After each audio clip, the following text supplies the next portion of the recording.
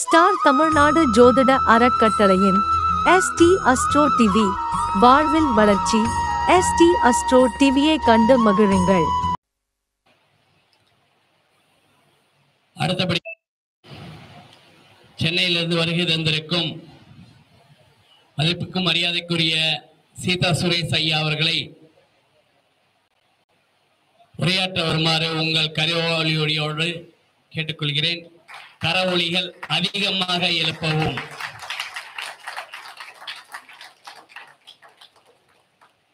ஐயா அவர்கள் சனி பகவானை பற்றி, சனி பகவானின் சிறப்புகள் அதை பற்றி பேச உள்ளார்கள். உரையாற்ற வருமாறு கேட்டுக்கொள்கிறேன். வணக்கம். எல்லாம் நல்லா இருக்கீங்களா? நலமா இருக்கணும். வாழ்க்கையில நிறைய தோத்துட்டு தான் ஜோதிடத்துக்குள்ளாரே வரோம். அதுதான் உண்மை.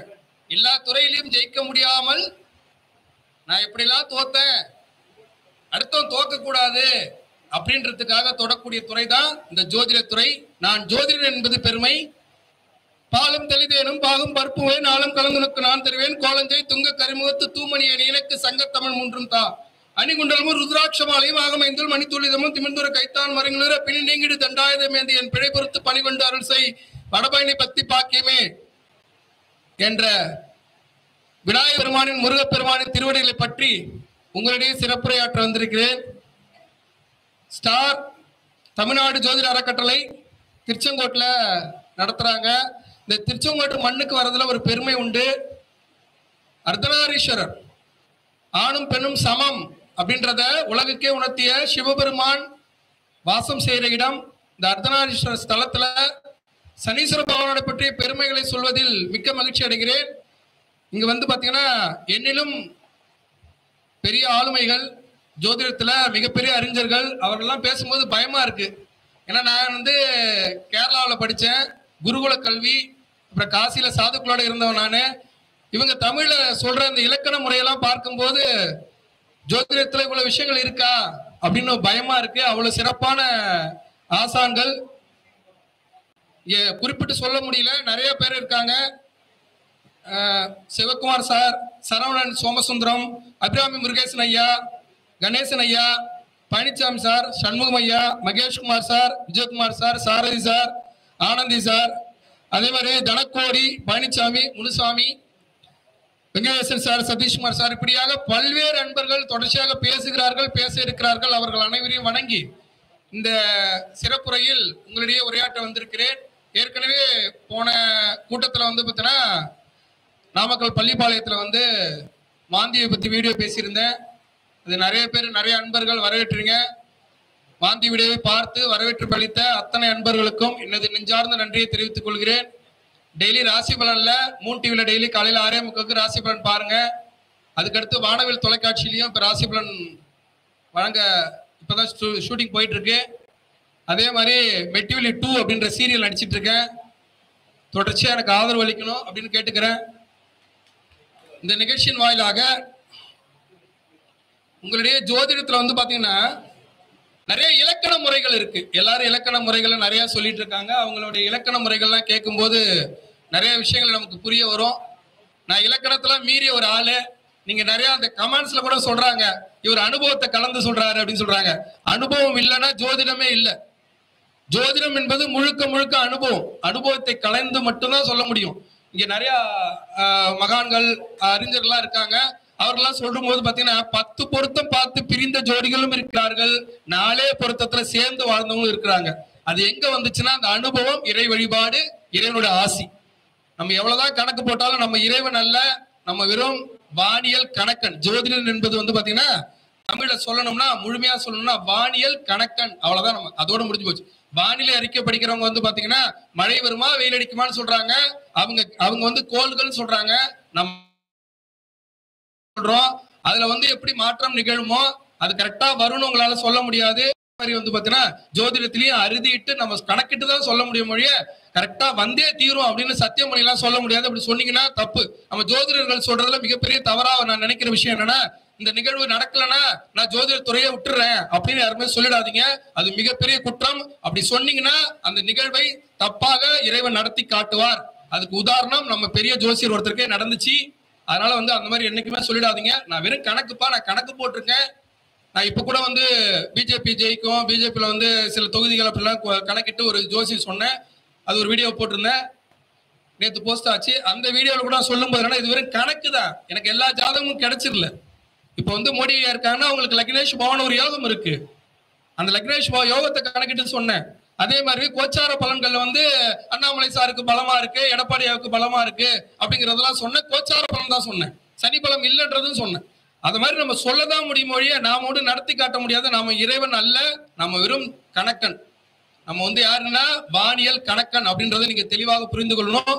இன்றைய பதிவில் நம்ம பார்க்க இருக்கிறது பாத்தீங்கன்னா, ஜோதிட அடிப்படையில் வாழ்க்கையில எப்படி சனி பகவான் நம்மள பங்கேற்கிறாரு அப்படின்னு பார்க்க போறோம்.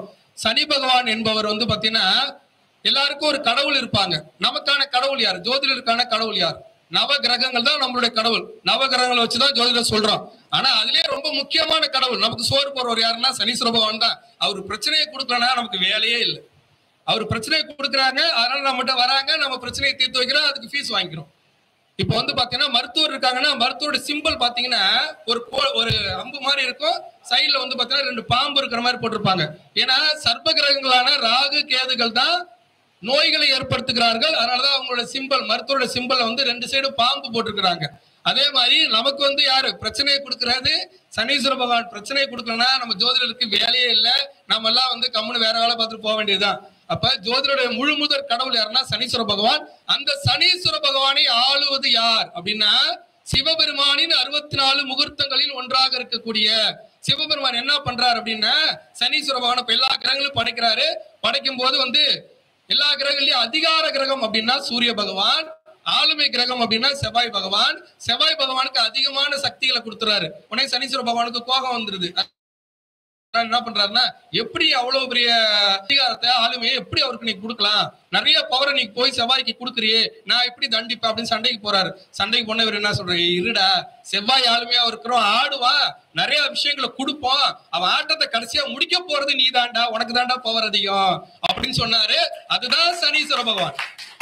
அந்த சனீஸ்வர பகவானுக்கு அப்படி ஒரு ஆளுமையை கொடுத்தாரு. அதனாலதான் அவருக்கு தவ வலிமையால ஈஸ்வர பட்டம் கிடைத்தது. இப்படியாக கிரகங்களை வடிவமைத்து பாவ கிரகங்களுக்காக என்ன பண்ற, நம்ம செய்யக்கூடிய பாவ புண்ணிய கணக்கிற்காக கிரகங்களை வடிவமைச்சாரு.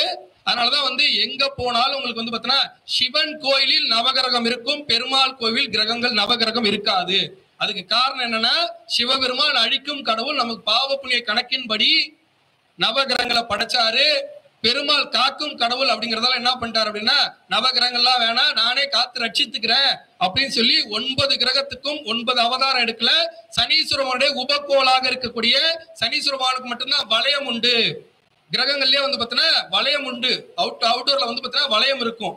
அந்த வளையம் உள்ளது உபகோள் அப்படின்னு சொல்லக்கூடிய மாந்தி. அந்த மாந்தியோட சேர்த்து 10க்கும் 10 அவதாரம் எடுத்தார் பெருமாள். அதனாலதான் 10 அவதாரம் சொல்றோம். அந்த 10வது அவதாரமா இருக்கக்கூடிய கல்கி அவதாரத்தை இன்னும் எடுக்கல. அதே மாதிரி 10வது கோளாக இருக்கக்கூடிய மாந்திய நம்ம ஜோதிடர்கள் மனசுல வச்சுதான் விளையாடணும். மாந்திய வெளிப்படையா சொல்லி விளையாடுறீங்கன்னா உங்களுக்கு பவரே இல்லாம போயிடும். மாந்திய மனசுல வச்சுட்டு விளையாடணும், அதுதான் இதுல வித்த. அதே மாதிரி பாத்தீங்கன்னா இந்த நவ கிரகங்களை படைச்சாரு. படைச்ச உடனே இதுல அதிகமான சுப பலனை தரக்கூடிய கிரகம் அப்படின்னா குரு பகவான். அப்ப அந்த குரு பகவானை நம்ம கட்டுப்படுத்தணும். அதுக்கு என்னடா வித்த அப்படின்னு பண்ணார்.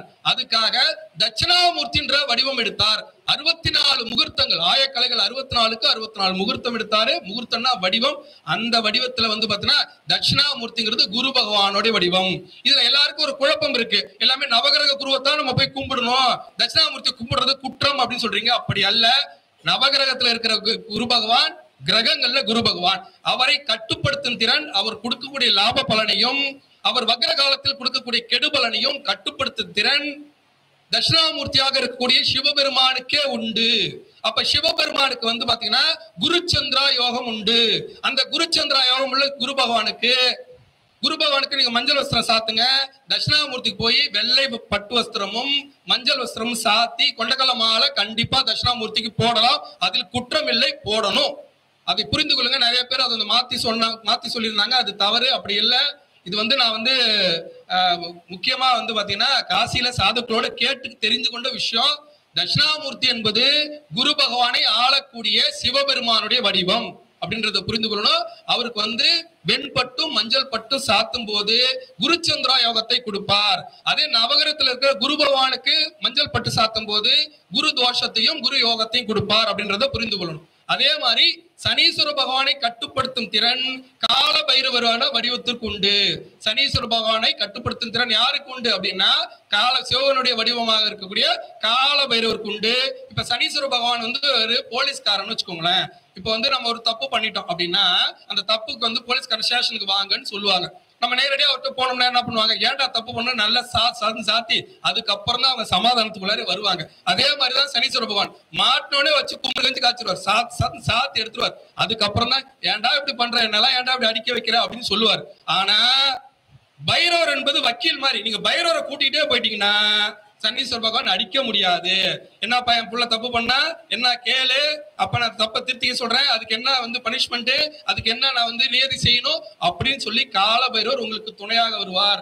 அப்ப இந்த சனி பகவான் வழிபாட்டிலேயே முக்கியமாக நீங்க கடைபிடிக்க வேண்டியது என்னன்னா பைரவர் வழிபாடு. சனி 7.5 சனி புடிச்சு போச்சா, அஷ்டமத்து சனி புடிச்சு போச்சா, கண்ட சனி புடிச்சு போச்சா, அதே மாதிரி பாத்தீங்கன்னா எந்த சனி உங்களுக்கு பாதிப்பு இருந்தாலும் நீங்க வழிபட வேண்டியது சனீஸ்வர பகவானே அல்ல, பைரவரைத்தான் வழிபடணும் அப்படின்றத நீங்க ஃபர்ஸ்ட் தெளிவாக புரிந்து கொள்ளணும். அதுல ஏதாவது குழப்பிட்டீங்கன்னா கண்டிப்பா ரொம்ப கஷ்டப்படுவீங்க. சனீஸ்வர பகவானை நேரடியாக போய் வழிபடக்கூடாது, பைரவரை தான் வழிபடணும். அப்புறம் தான் சனீஸ்வர பகவானுக்கு நியதி செய்யணும் அப்படின்றத புரிந்து கொள்ளணும். இந்த வாழ்நாளிலேயே ரொம்ப பாத்தீங்கன்னா முக்கியமா பாத்தீங்கன்னா வியர்வையின் நாயகன், உழைப்பாளியின் நாயகன் அப்படின்னா யாருன்னா சனீஸ்வர பகவான். இந்த சனீஸ்வர பகவானுடைய மிக முக்கியமான 2 வீடு அப்படின்னா பாத்தீங்கன்னா மகர வீடு, கும்ப வீடு. இந்த மகர வீட்டுல பாத்தீங்கன்னா சனீஸ்வர பகவான் உழைப்பாளியாக இருப்பார், கும்ப வீட்டுல கௌரவத்தை பார்ப்பாரு.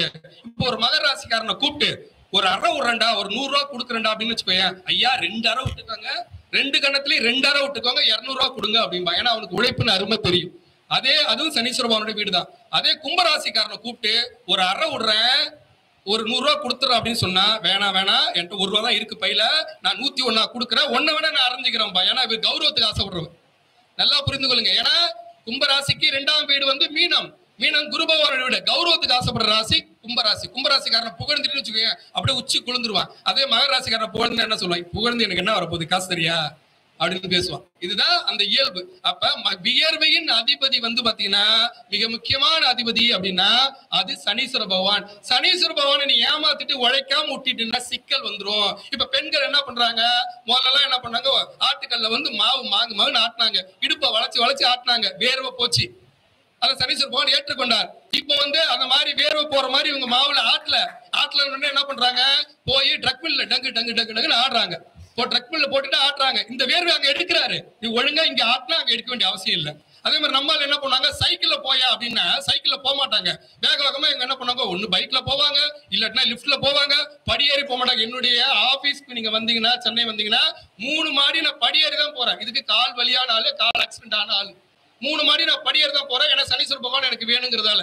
வேர்வை அப்படி நீ ஏத்துல, நீ லிப்ட்ல போனீங்கன்னா வேற இடத்துல நீ பாத்தீங்கன்னா ட்ரக் மில்ல ஓடணும், இல்லன்னா வீட்லயே சைக்கிள் ஓட்டணும். எப்படியாவது வேர்வை எடுத்து விட்டுருவாரு, தொப்பையை வர வச்சு வேர்வை எடுடா அப்படின்னு டாக்டர் சொல்லிடுவாரு. நீ வேர்வை எடுத்தே அவனை எடுக்காம விட்டுட்ட, சனீஸ்வர பகவான் வேற இடத்துல உன்னை எடுக்க வைப்பார். சனீஸ்வர பகவானுடைய ரொம்ப பிடித்த ஒரு வாசம் அப்படின்னா வேர்வை வாசம். உழைப்பாளி, நான் உழைக்கிறேன் அப்படின்னா சனீஸ்வர பகவானுக்கு பயப்படவே வேண்டாம். இதுதான் வாழ்வியல். ஏன்னா சனீஸ்வர பகவானை பத்தி பாத்தீங்கன்னா நிறைய பேசுறது அறிஞர்களா இருக்காங்க. அவங்க பேசுற இலக்கணத்தை நீங்க கேட்டுக்கோங்க, அது இலக்கணம். நான் சொல்றது வாழ்வியல். வாழ்வியல்ல சனீஸ்வர பகவான் எப்படி பங்கேற்கிறார் அப்படின்றத நான் சொல்றேன். நான் சொல்றது உங்களுக்கு புரியுதா? அதே மாதிரி பாத்தீங்கன்னா சனீஸ்வர பகவானை பொறுத்தவரை பாத்தீங்கன்னா நீங்க வேண்டிய விஷயம், எல்லாரும் இந்த 7.5 சனியை பத்தி சொல்றாங்க. 7.5 சனி ஓகே. 7.5 சனிங்கிறது எப்போ வரும் அப்படின்னா ஒரு லக்னத்துக்கு 12ஆம் வீட்டுல சனீஸ்வர பகவான் போய் உட்கார்ந்து, லக்னத்துக்கு 12ஆம் வீட்டுல உட்கார்ந்தா லக்னப்படி சனி, அப்ப ராசிக்கு 12ஆம் வீட்டுல உட்கார்ந்தா ராசிப்படி சனின்றோம். புரியுதுங்களா? அப்ப 12ஆம் வீட்டுல உட்கார்றது விரய சனி, அதுக்கடுத்து ஜென்ம ராசியில உட்கார்றது ஜென்ம சனி, 2ஆம் இடத்துல உட்கார்றது பாத சனி அப்படின்னு சொல்றோம். அப்ப நீங்க இந்த சனியை 3ஆ பிரித்து கொள்ளணும். 2.5 வருஷத்துக்கு ஒரு வாட்டி சனீஸ்வர பகவான் கரெக்டா அந்த ராசியை பிடிப்பார். புரியுதுங்களா? அந்த 2.5 வருஷம் கரெக்டா பிடிச்சு வச்சிருவார். 30 வருஷத்துக்கு ஒரு வாட்டி இல்ல சைக்கிள் வருவார். அதனாலதான் 30 வருஷம் வாழ்ந்தவனும் இல்ல 30 வருஷம் கெட்டவனும் இல்ல அப்படின்னு நம்ம சொல்ற முடியும். அப்ப 30 வருஷத்துக்கு ஒரு வாட்டி சுத்தி வரும்போது உங்க ராசிக்கு 12ஆம் இடத்துல வர்றது விரயசனி. அப்ப உங்களுக்கு விரயசனி வந்துட்டா திருநள்ளாறு போக கூடாது. நல்லா புரிந்து கொள்ளுங்க. திருநள்ளாறு போனீங்கன்னா வாடா தம்பி நீதான் குற்றவாளின்னு நல்ல தலையில அடிச்சு உட்கார வச்சு புடிச்சுக்குவார். விரயசனி வந்துட்டா நீங்க என்ன பண்ணணும்னா திருக்கொள்ளிக்காடு போகணும். திருக்கொள்ளிக்காடு எங்க இருக்குன்னா திருவாரூர் டு புரியுதுங்களா வேதாரணை போற ரோட்ல இருக்கு. அந்த திருக்கொள்ளிக்காடு போயிட்டு அங்க இருந்து வந்ததுன்னா சிக்கல் சிங்கார வளர பார்க்கணும். அவர் தான் சிக்கல்களை தீர்ப்பார் அப்படின்றத புரிந்து கொள்ளணும். அதுக்கடுத்து ஜென்மசனின்னு ஒண்ணு வரும். அந்த ஜென்மசனி வரும்போது தான் நீங்க திருநள்ளாறு போகணும். இப்ப கும்பராசிக்கு வந்து பார்த்தீங்கன்னா ஜென்மசனி நடந்துட்டு இருக்கு. அவங்க தான் திருநள்ளாறு போகணும். திருநள்ளாறு போய் நலத்தீர்த்த குளத்துல குளிச்சுட்டு வஸ்திரம் விடா விட்டுட்டு நேரா போய் சனீஸ்வர பகவானுக்கு அர்ச்சனை பண்ணினா வாடா தம்பின்னு கூப்பிட்டு தலையில தட்டி உட்கார வச்சிருவாரு. நீ குற்றவாளி, அவரை பொறுத்தவரை அங்க போக கூடாது. நேரா போய் தர்ப ஆர்ணீஸ்வரர் என்று சொல்லக்கூடிய சிவபெருமானை வழிபட வேண்டும். ஏன்னா நவகிரக ஸ்தலத்துல ஒவ்வொரு ஸ்தலத்திலையும் கிரகங்களை கட்டுப்படுத்துறதுக்கு கரெக்டா சிவபெருமான் அந்த பேரோடு அங்க வந்து இருப்பாரு.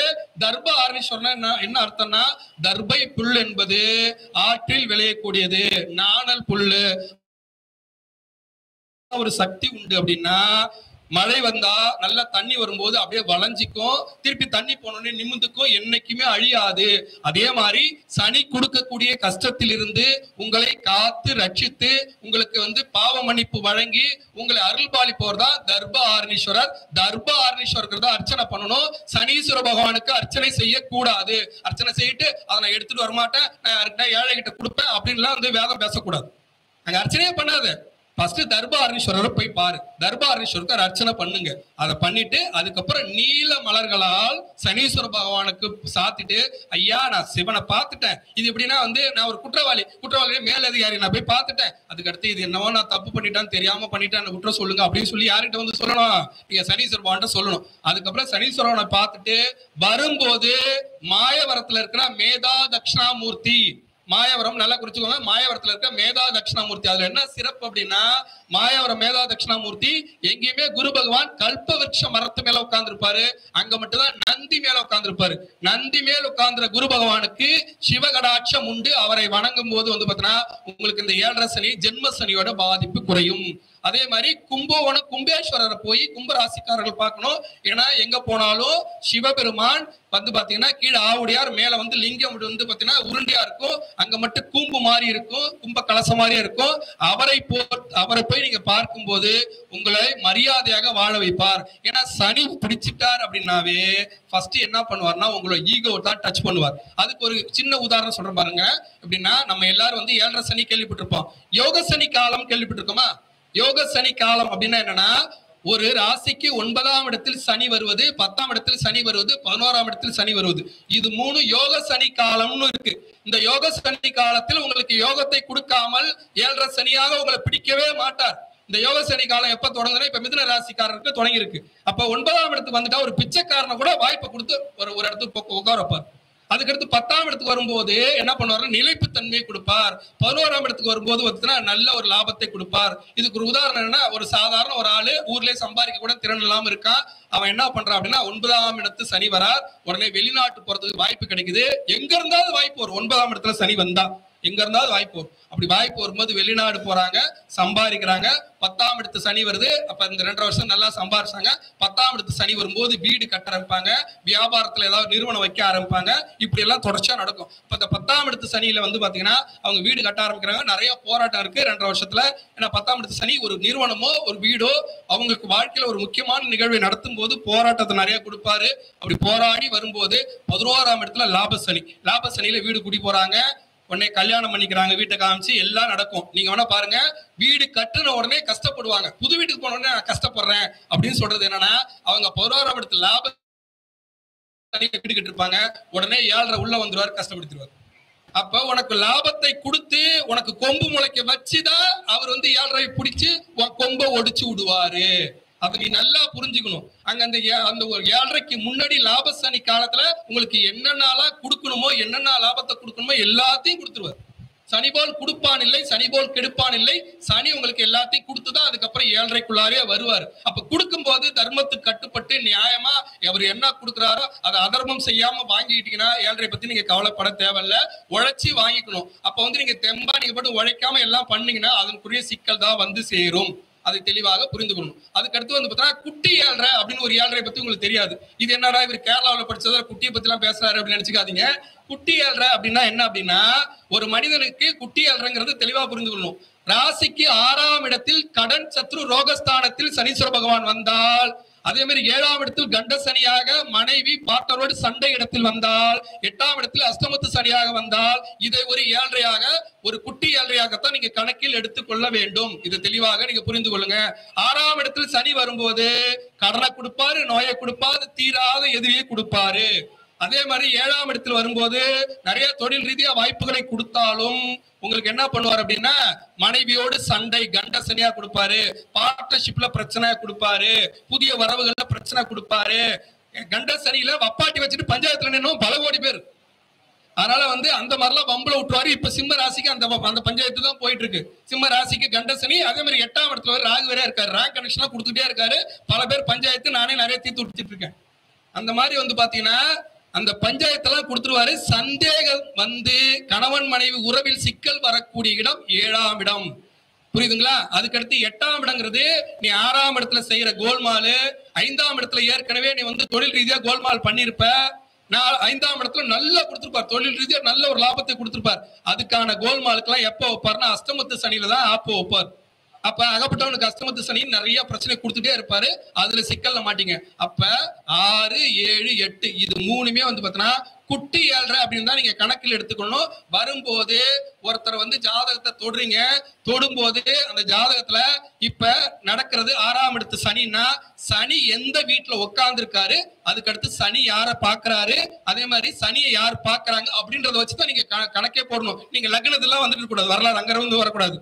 அவங்க நோட்டை தொட்டவனே என்ன பண்றீங்க, அவங்களுக்கு 7:30 நடக்குதா, அஷ்டமத்து சனி நடக்குதா, கண்ட சனி நடக்குதா, அதே மாதிரி வந்து பாத்தீங்கன்னா இது விரய சனி நடக்குதா, என்ன சனி நடக்குது. ஏன்னா ஜாதகத்துல பிரச்சனை, அதாவது நல்லா புரிந்து கொள்ளுங்க, நோயுள்ளவன் மருத்துவரை சந்திக்கிறான்.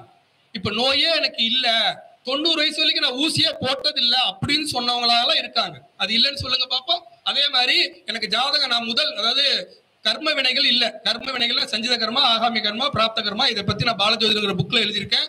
புரியுதுங்களா? அப்ப அந்த கர்ம வினையே எனக்கு இல்ல, நான் முதல் பிறவியில இருக்கேன், நான் ஜாலியா இருக்கேன்.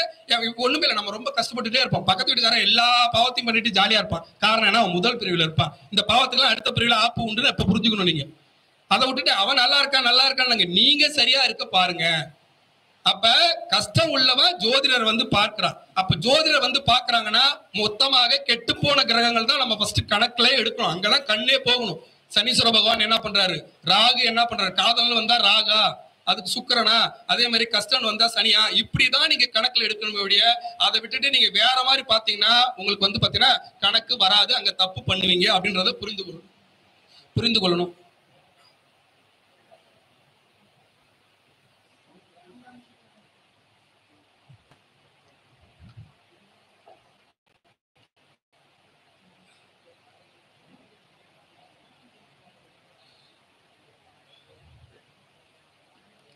அதே மாதிரி இந்த சனீஸ்வர பகவானுடைய ஆளுமையை உங்களுக்கு வேணும். எனக்கு சனி கொடுக்கிறாரா கெடுக்கிறாரான்னு தெரிந்து கொள்ளணும்.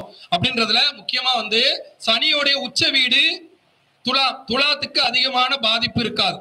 அதே மாதிரி சுக்கிரன் நல்ல நிலையில உள்ளவர்களை சனி ரொம்ப பாடாப்படுத்த முடியாது. அதுக்கு ஒரு உதாரணம் சொல்லணும்னா, இப்போ ஒருத்தருடைய மனைவி அவங்களுக்கு பலமா இருக்காங்க. சுக்கிரன் என்பது மனைவி.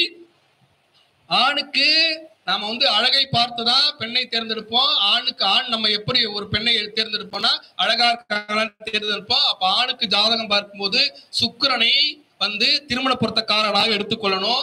அதே பெண் வந்து பாத்தீங்கன்னா இவன்கிட்ட காசு இருக்கா, வேலையில இருக்கானா, செட்டில் ஆயிட்டானா, நகை வாங்கி தருவானா, வீடு வச்சிருக்கானா, இப்படிதான் பார்ப்பாங்க. அப்ப பெண்ணுக்கு திருமண பொருத்தம் பார்க்கும்போது குருவைத்தான் நீங்க வந்து காரகத்துவமா எடுத்துக்கணும் அப்படின்றத தெளிவாக புரிந்து கொள்ளணும். புரியுதுங்களா? ஆணுக்கு ஃபர்ஸ்ட் ப்ரிப்பரேஷன் என்னன்னா சுக்கிரன்னா திருமணக்காரகன், அதுக்கு அடுத்து செகண்ட் குரு. அதே வந்து பெண்ணுக்கு ஃபர்ஸ்ட் வந்து பாத்தீங்கன்னா குரு, அப்புறம் தான் சுக்கிரன். அப்ப சுக்கிரனுடைய காரகத்துவமா இருக்கிற துலாத்துல வந்து சனீஸ்வர பகவான் உச்சமடைவார். அதே மாதிரி ரிஷப ராசிக்காரர்கள், ரிஷப லக்னக்காரர்கள் அவர்களுக்கு பெருசாக வந்து சனி பாதிப்பு இருக்காது. அதே மாதிரி வந்து புதன் திசையுடைய அதிபதியாக இருக்கக்கூடிய கேட்டை, ஆயில்யம், ரேவதி இவர்களுக்கு சின்ன வயசுலயே சனீஸ்வர பகவான் வந்துட்டு போயிடுவாரு. அப்ப சின்ன வயசுலயே சனீஸ்வர பகவான் வந்துட்டு போன கேட்ட நட்சத்திரக்காரர்கள், ஆயில்ய நட்சத்திரக்காரர்கள், ரேவதி நட்சத்திரக்காரர்களுக்கு வந்து பாத்தீங்கன்னா சனியால் அதிக பாதிப்பு இருக்காது. அந்த சின்ன வயசுல வரக்கூடிய சனீஸ்வர பகவான் அவர்களுடைய பெற்றோரை தான் அதிகமா தாக்குவார் வழியா அந்த குழந்தைய அதிகமா தாக்க மாட்டாங்க. அப்ப இந்த குழந்தைக்கே உடம்பு சரியில்லைன்னா அதுக்கு அதை பத்தி யாரு கவலைப்படுவா? பெற்றோர் தான் கவலைப்படுவாங்க. அதே மாதிரி வந்து பாத்தீங்கன்னா பூசம் ரொம்ப முக்கியமா தெரிந்து கொள்ளணும். இவங்களுக்கு வந்து பூசம், அனுஷம், உத்திரட்டாதி இவர்களுக்கு வந்து பாத்தீங்கன்னா ஆயில்யம், கேட்டை, ரேவதி இவர்களுக்கு வந்து சனி தசை வந்து கடைசியில வரும். மாத்தி சொல்லிட்டேன். ஆயில்யம், கேட்டை, ரேவதி அவர்கள் சனியை சந்திக்கவே மாட்டார்கள். அப்படி சந்திக்கிறாங்கன்னா 100 வயசு வாழ்ந்தாங்கன்னா சந்திப்பாங்க. ஃபர்ஸ்ட் வராது. அதே பூசம், அனுஷம், உத்திரட்டாதி இவர்களுக்கு வந்து பாத்தீங்கன்னா சின்ன வயசுலயே வந்துரும். அவர்களை பெருசா பாதிக்காது, அவர்களுடைய பெற்றோரை பாதிக்கும். அப்ப இவர்கள் 2 பேரும் சனியால் அதிகம் பாதிக்கப்பட மாட்டார்கள் அப்படின்றது புரிந்து கொள்ளணும். ஆயுள் காரகனா இருக்கக்கூடிய சனி பகவான் இந்த ஆயில்யம், கேட்டை, ரேவதி நட்சத்திரத்துக்கு ஆயிலை அதிகமாக கூட்டி கொடுத்தால் அதன் மூலியமாக அவர்களுக்கு லாப பலன் கிடைக்கும். அதனால அவர்கள் பாதிக்கப்பட மாட்டார்கள் அப்படின்றத நீங்க தெளிவாக புரிந்து கொள்ளணும். அதே மாதிரி இந்த பூச நட்சத்திரம் சனீஸ்வர பகவானால் பாதிப்பு இருக்காங்க. 19 வருஷம் சனி திசையில வந்து பாத்தீங்கன்னா உங்களுக்கு பாதிப்பை கொடுக்கறாரு அப்படின்னா கண்டிப்பா அப்படி ஒண்ணு கொடுக்கவே மாட்டாரு. சின்ன வயசுலயே போறதால சின்ன வயசுலயே வந்துட்டு போயிடுவாரு பூசம், அனுஷம், உத்திரட்டாதியில. அதே சமயத்துல 19 வருஷம் சனி திசை ஒருத்தருக்கு நடக்குது, அதுல 7ரையும் சேர்ந்து வந்துருச்சு அப்படின்னா அவர்களுடைய ராசி நட்சத்திரம் என்ன அப்படின்னு பாத்துக்கிட்டு அதை நீங்க தெளிவா கணக்கிடணும். அதுல வந்து நீங்க ரொம்ப முக்கியமா கணக்கிட வேண்டிய விஷயத்துல நீங்க தெரிந்து கொள்ள வேண்டிய விஷயம் என்ன அப்படின்னா, இப்ப மேஷ ராசி, மேஷ லக்னம் இதுல வந்து நீங்க மேஷ ராசிக்கும் பார்க்கலாம், லக்னத்துக்கும் பார்க்கலாம். மேஷ ராசிக்கு வந்து பாத்தீங்கன்னா நீங்க ஜீவனக்காரகனாக இருக்கக்கூடியவர் அவர் தான், லாபாதிபதி அவர் தான். அப்ப அவரை வைத்துதான் அவருடைய சாப்பாடு. பொதுவாகவே சனீஸ்வர பகவான் தான் போஜனக்காரகன். சனீஸ்வர பகவான் இல்லாமல் ஒரு தொழிலில் ஒருத்தன் நிலைத்து வாழ முடியாது. இன்னைக்கு எடப்பாடியா வந்து யாரோட வந்து பாருங்கய்யா, நான் இந்த கட்சியோடைய பொதுச் செயலாளர் அப்படின்னு நிக்கிறார் அப்படின்னா அதுக்கு ஒரே காரணம் அவருக்கு சனிபலம். அந்த அளவுக்கு மற்றவர்களுக்கு சனிபலம் இல்ல. அதே ஓபிஎஸ் ஐயா அந்த அளவுக்கு அவரோட போட்டி போட முடியலன்னா இவர் ராகுபலம், சனிபலம் ஓபிஎஸ் ஐயாவுக்கு இல்ல. அதனாலதான் அந்த சனி என்பது நிலைப்பு தன்மையை கொடுக்கும். ஒருத்தருக்கு வந்து தொடர்ச்சியா எனக்கு வேலை வந்து ஒரே இடத்துல நிலைச்சு என்னால நிக்க முடியல, நான் வந்து வேற கம்பெனி மாறிட்டே இருக்கேன், நிலைச்சு ஒரே இடத்துல நிக்க முடியல அப்படின்னா அவர்களுக்கு சனிபலம் இல்லைன்னு அர்த்தம். அதே மாதிரி கட்சி தாவிக்கிட்டே இருப்பாங்க, அங்க சனிபலம் இல்லைன்னு அர்த்தம். சனிபலம் இருந்தா நிலைப்பு தன்மையை கொடுக்கும். அதே சமயத்துல வந்து பாத்தீங்கன்னா சனிபலம் இல்லாதவருக்கு நிலைப்பு தன்மையை கொடுக்காது. அதே வந்து மேஷ ராசி, மேஷ லக்னத்துக்கு 10ஆம் அதிபதி 11ஆம் அதிபதியா இருக்கிறதால ஜீவனக்காரகனும் அவரா இருக்காரு, லாபாதிபதியும் அவரா இருக்காரு. அதை கணக்கு பண்ணி தான் நீங்க சொல்லணும்.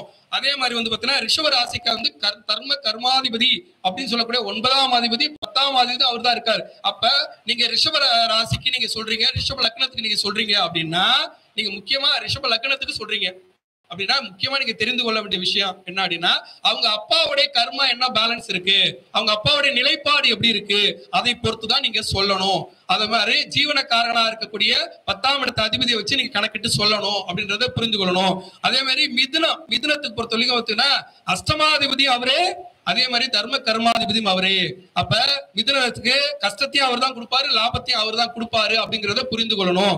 அதே மாதிரி கடத்துக்கு வந்து பாத்தீங்கன்னா மனைவி ஸ்தானமே அவர் தான், பார்ட்னர்ஷிப்பே அவர் தான். அதே மாதிரி கஷ்டத்தை கொடுக்கக்கூடிய அஷ்டமாதிபதி அவரே. அதனால அதை பார்த்து கடக லக்னத்துக்கு நீங்க பலன் சொல்லணும் அப்படின்றத புரிந்து கொள்ளணும். சிம்ம லக்னமாக இருந்துச்சுன்னு வச்சுக்கோங்களேன், சிம்மத்துக்கு கடனை கொடுக்கறது அவர் தான், மனைவி ஸ்தானத்தை கொடுக்கறது அவர் தான். அதை வைத்து நீங்க பலன் சொல்லணும். கண்ணை வந்துன்னா இங்க சனீஸ்வர பகவான் எங்கதான் நிக்கிறாரு அப்படின்னு நீங்க பார்த்து பலன் சொல்லணும். அதே மாதிரி வந்து கன்னிக்கு வந்து பாத்தீங்கன்னா தொழில்காரகனும் அவரே. அதனாலதான் வந்து தொழில்காரன் அவரே, கடன்காரன் அவரே. கன்னி ராசிக்காரர்கள், இந்த கன்னி லக்னக்காரர்கள் முக்கியமா தெரிந்து கொள்ளும். இது லக்னத்தை வச்சு நான் சொல்லிட்டு இருக்கேன். கன்னி லக்னக்காரர்களாக இருந்தா அவர்கள் கண்டிப்பா தொழில் ரீதியாக கடன் வாங்குவார்கள். அப்ப இந்த தொழில் ரீதியாக கடன் வாங்குறது அடையுமா அடையாதா அப்படின்றது நீங்க பாத்துக்கணும். அதே மாதிரி துலாத்தை பொறுத்த வரைக்கும் துலாத்துக்கு ஏன் சனி வந்து கொடுக்கிறார் அப்படின்னா அவங்களுக்கு கேந்திராதிபதியும் அவர் தான், 5ஆம் இடத்து தொழில் அதிபதியும் அவர் தான். அதனால உச்சம் அடைகிறார் அந்த வீட்டுல. அதனால வந்து துலா லக்னக்காரர்களுக்கு எந்த ஒரு பாதிப்பையும் செய்ய மாட்டார், லாபத்தை தான் செய்வார். அதே மாதிரி விருச்சகத்தை பொறுத்த வரைக்கும் விருச்சக ராசிக்காரர்களுக்கு வந்து பாத்தீங்கன்னா விருச்சகத்துடைய செவ்வாய் மனையாக இருக்கக்கூடிய மேஷத்திலே நீட்சம் ஆவாரு. அதே மாதிரி 3ஆம் இடம் அதிபதியாக இருக்கிறதால விருச்சக ராசிக்காரர்களுக்கு பொதுவாகவே விருச்சக லக்னக்காரர்களுக்கு சகோதர வழி சண்டை இருக்கதான் செய்யும். அதை நீங்க தெளிவா புரிஞ்சுக்கணும், அதை கணக்கிட்டு நீங்க சொல்லணும். அதே மாதிரி தாய் வழி உறவு ஏற்கனவே வந்து பாத்தீங்கன்னா விருச்சகத்துல வந்து பாத்தீங்கன்னா சந்திரன் நீட்சமா போவாரு. சந்திரன் வந்து நீட்சமா போறதால 4ஆம் இடத்து சனி வேற, சனி வந்து 4ஆம் இடத்து அதிபதியா வர்றதால தாய் வழியால் பல்வேறு இன்னல்கள், தாயால் வந்து முடிவெடுக்க கூடாது அப்படின்றது நீங்க தெளிவா சொல்லணும். தனுசுக்கு பொறுத்த வரைக்கும் தனக்காரகனும் அவரே, பயணக்காரகனும் அவரே. அப்ப வந்து பண விஷயமா வெளியூர் பயணம் மேற்கொள்றது இதெல்லாம் வந்து அதை வைத்துதான் நீங்க கணக்கிட்டு சொல்லணும். அதே மாதிரி மகரத்தை பொறுத்த வரைக்கும் ஜென்மக்காரகனும் அவரே.